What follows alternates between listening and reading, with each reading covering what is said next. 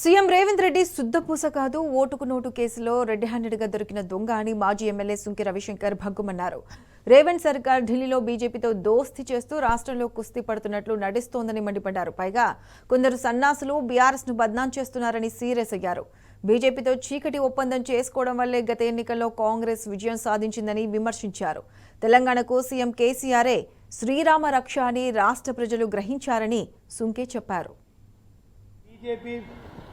BRS కలిసే ఉంది. ఈటలతో హరీష్ రావు గారితో మంతనాలు కూడా చేసిండ్రు.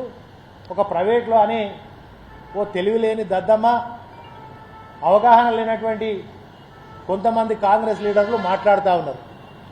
నీకు ఎవరు చెప్పిరా? నువ్వేమన్నా చూసినావా? నువ్వు ఆన్నే ఉన్నావా? ఇవాళ కాంగ్రెస్ నాయకులు మీ నిజాలు బట్టబయలు చేసేటువంటి సందర్భం దగ్గరలోనే ఉంది. మీ చీకటి భాగవతం ఇదే కరీంనగర్ జిల్లాలో 2019 పార్లమెంట్ ఎలక్షన్లో ఎవరితో కలిసి బీఆర్ఎస్ను ఓడగొట్టే ప్రయత్నం చేసిండ్రు ఒకసారి మీరు గుర్తు తెచ్చుకోవాలి. జాతీయ స్థాయిలో రేవంత్ రెడ్డి ఏమో చోటే మియా బడే బియ్యం అని అక్కడ మోదీతో మంచిగా కలిసి దోస్తాన్ చేస్తాడు. అరే నువ్వు కొట్టినట్టు చేయి, నేను ఏడ్చినట్టు చేస్తాను. ఇక్కడనేమో ఇదే బీజేపీలు కాంగ్రెస్ వాళ్ళు లొల్లి పెట్టుకున్నట్టు యాక్షన్లు డ్రామాలు చేస్తారు. ఇవాళ కాంగ్రెస్ పార్టీలో వాళ్ళ చేతిలో తెలంగాణ ప్రజలు, రైతాంగం, మహిళలు, విద్యార్థులు అన్ని రంగాలు కూడా మోసపోయినటువంటి పరిస్థితి జరిగింది. మళ్ళీ కేసీఆర్ గారే ఈ తెలంగాణకి శ్రీరామ రక్ష, కేసీఆర్ గారి నాయకత్వంలో మాత్రమే ఇవాళ మరి తెలంగాణ మళ్ళీ బాగుపడుతుందని ప్రజలు విశ్వసిస్తున్నారు. కొంతమంది నాయకులు ఏం మాట్లాడుతూ ఉన్నారంటే, ఓ మా నాయకుడు, మా సీఎం చక్కని పూస, మావుని జైల్లో పెట్టిర్రు, కేసీఆర్ గారు ఆనాడు కుట్రబాన్ని అని చెప్పి ఓ నాయకుడు మాట్లాడాడు.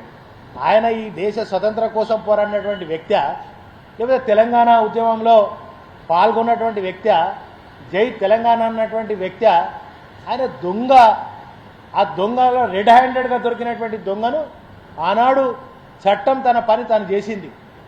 మరి కేసీఆర్ గారు పగబట్టి చేసిందని మనసులో పెట్టుకొని ఇవాళ కేసీఆర్ గారి మీద, కేటీఆర్ గారి మీద, హరీష్ రావు గారి మీద అనేక కేసులు పెట్టి ఇబ్బంది పెట్టాలనేటువంటి ప్రయత్నం ఈ రాష్ట్రాన్ని ఏలుతున్నటువంటి ఓటుకు నోటు దొంగ చేస్తున్నటువంటి పనిని ఇవాళ ప్రజలందరూ కూడా గ్రహించారు. ఇవాళ కాళేశ్వరం ప్రాజెక్టు మీద అనేక రకాలైనటువంటి ఆరోపణలు వేసి వాళ్ళ పిల్లనిచ్చిన మామనే 94,000 కోట్ల ప్రాజెక్టుని 1,00,000 కోట్ల అవినీతి ఎట్లయితుందని వాళ్ళ మామ అంటే సిగ్గు కూడా లేదు కాంగ్రెస్ వాళ్ళకు. ముఖ్యమంత్రి గారు మీ మామను చూసి రేవంత్ రెడ్డి గారు నేర్చుకోండి కొద్దిగా.